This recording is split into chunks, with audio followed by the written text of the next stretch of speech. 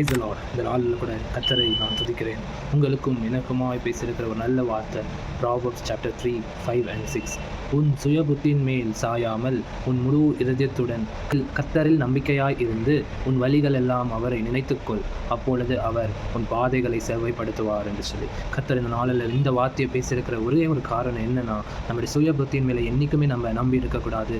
சுய புத்தின் என்று சொல்லும் பொழுது 2 விதமாக செயல்பட. ஒன்று ஞானம், இன்னொன்று அறிவு. ஞானம் வேறு, அறிவு வேறு. இந்த உலகத்தில் நமக்கு தேவையானது ஞானம் வேணும், வாழ்கிற வாழ்க்கைக்கு ஞானம் வேணும், படிக்கிற காரியத்தில் அறிவு வேணும். இதை நீங்கள் முதலாவது புரிந்து கொள்ளணும். அப்படியா இருக்கும் பொழுது நம்ம சுய புத்தின் மேலே சாயாத இருக்கணும்னு சொல்லி நிறைய பேர் நிறைய படிச்சுட்டோன்ற திமிரு, அது நிமித்தமாக தன்னோட சுய பலத்தினால சுய புத்தி நிமித்தமாக சில காரியங்களை சாதித்து கொள்ளலாம், புரிந்து கொள்ளலாம், எடுத்துக்கொள்ளலாம் சொல்லி விரும்புவாங்க, நினைத்து பார்ப்பாங்க. ஆனால் அதெல்லாம் முடியாதபடிக்கு, அதெல்லாம் கூடாதபடிக்கு, அதெல்லாம் வேண்டாம் என்று சொல்லி உங்களுக்கு வலியுறுத்துகிறார். அதே போல் ஞானம் என்று வாழ்க்கையில் என்னை போல் யாரும் ஞானம் இல்லை, நான் எல்லாத்துலேயும் ரொம்ப யோசித்து பண்ணுவேன், எனக்கு கொடுத்த ஞானம் பெருசாக இருக்குதுன்னு சொல்லி நீங்களே உங்களை குறித்து மிகைப்படுத்தி பேசவும் மேன்மை பாராட்டி கொள்ளுவர்களாக காணப்பட்டார். இந்த நாளில் கர்த்தர் உங்களுக்கு உணர்த்துகிறார், நீங்கள் மாற்றத்தை கர்த்தர் விரும்புகிறார். காரணம் என்னன்னா, அந்த மாற்றம் உங்களை ஆசீர்வதிப்பதை மாத்திரமல்ல, உங்களுடைய சங்கதியை ஆசீர்வதிக்க லெகுவாக இருக்கும் என்று உங்களுக்கு உணர்த்துகிறேன். 2வது, உன் முழு இருதயத்துடன் கர்த்தரில் நம்பிக்கையாக இருந்து முழு இருதயத்தோடு இருக்கணும்.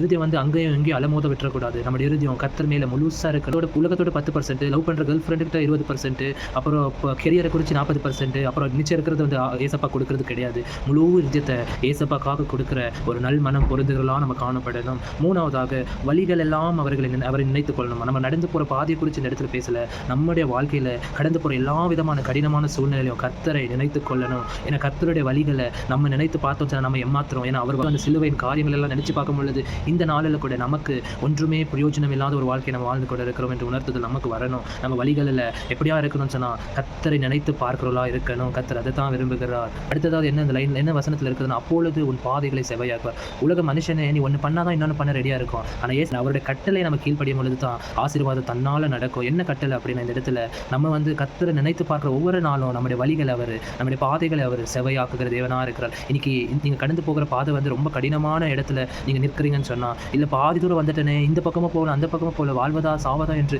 கலங்கி தவிக்கிற உங்களுக்கு கர்த்தர் சொல்லுகிறார், உன் பாதைகளை நான் செவ்வாயாக்குவேன் என்று சொல்லி தடைகளை உடைக்கிற நல்ல தேவன் செவ்வாயாக்க வல்லவராக இருக்கிறார். ஆமே. கர்த்தர் தாமே இந்த வார்த்தை உங்களோடு பேசுவதற்காக நன்றி செலுத்தி, தடைகளை உடைப்பவர் நம் முன்னே போவார், ஓசன்னா ஜெயம் என்று ஆர்ப்பரிப்போமே. வில்லை உடைத்திடுவார், ஈட்டியை முறித்திடுவார், நகங்களை அக்கினியில் சுட்டெரிப்பாரே.